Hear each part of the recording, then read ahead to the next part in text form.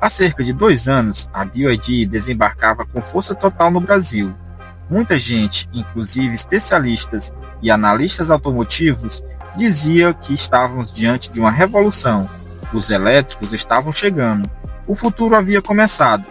E a BYD parecia pronta para tomar de assalto um mercado que durante décadas foi dominado por Fiat, GM, Volkswagen e outros dinossauros da indústria. Era como se finalmente o Brasil estivesse entrando de cabeça na mobilidade do século XXI. Mas o que era euforia virou desconfiança e o que era escassez agora virou excesso.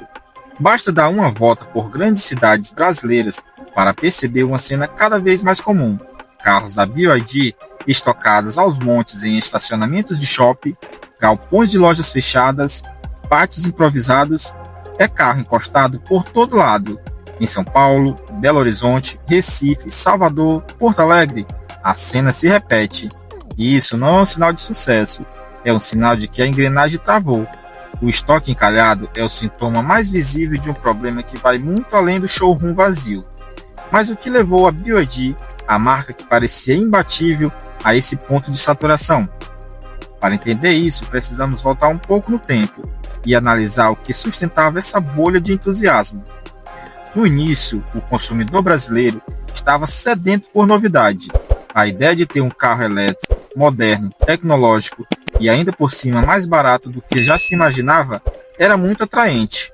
O Dolphin chegou, prometendo ser o primeiro carro 100% elétrico acessível. A propaganda era linda. 0 emissões, manutenção mínima, custo por quilometragem rodado muito abaixo dos carros a combustão, e em paralelo, a mídia e influenciadores automotivos encheram os modelos da marca de elogios. Era o carro do futuro e estava ao seu alcance. Resultado?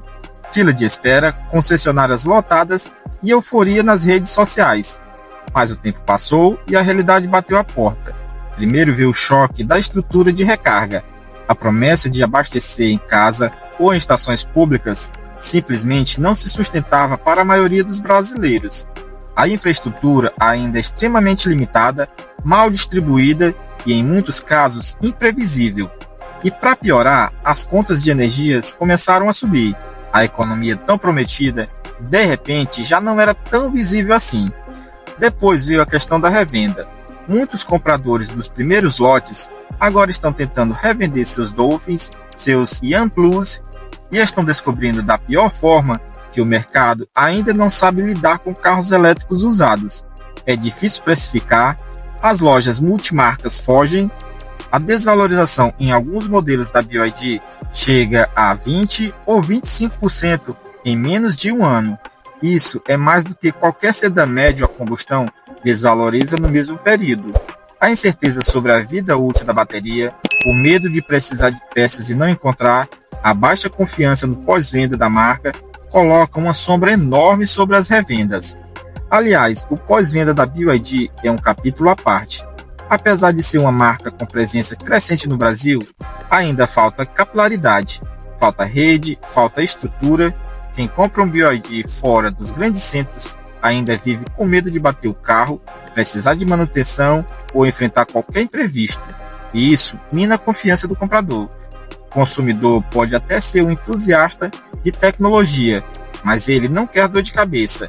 E hoje, ainda que a BYD tenha avançado bastante, ela ainda não oferece a mesma segurança que marcas tradicionais oferecem em termos de assistência, manutenção e peças de reposição. E aí vem o ponto mais preocupante, a saturação do mercado. A BYD colocou dezenas de milhares de carros nas ruas em tempo recorde. O que parecia um sucesso, agora revela outro lado da moeda. O mercado comprador ainda é pequeno e o brasileiro médio ainda não está pronto ou disponível a fazer a transição completa para o carro elétrico. A classe média que comprou o primeiro lote foi movida por curiosidade e desejos de novidade, mas agora com a realidade batendo na porta, ela está preocupada. O resultado?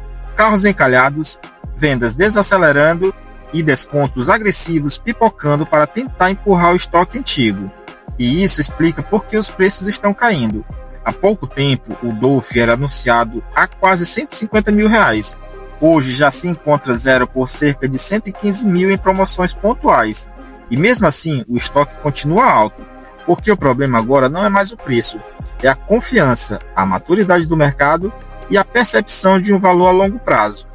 E é justamente aqui que entra a grande pergunta: será que o brasileiro se empolgou demais, rápido demais? Será que o carro elétrico chegou cedo demais para o nosso mercado? Ou será que ainda falta o principal ingrediente? Uma infraestrutura que funcione, uma rede de atendimento confiável, incentivos consistentes e uma cultura que entenda como o carro elétrico realmente funciona? A verdade é que o brasileiro quer inovação, mas não quer ser cobaia. Ele quer economia, mas não quer viver com medo de ficar sem bateria.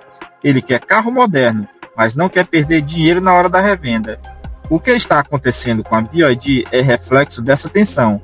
Uma marca ousada que chega rápido demais em um mercado que ainda está aprendendo a digerir o que significa mobilidade elétrica.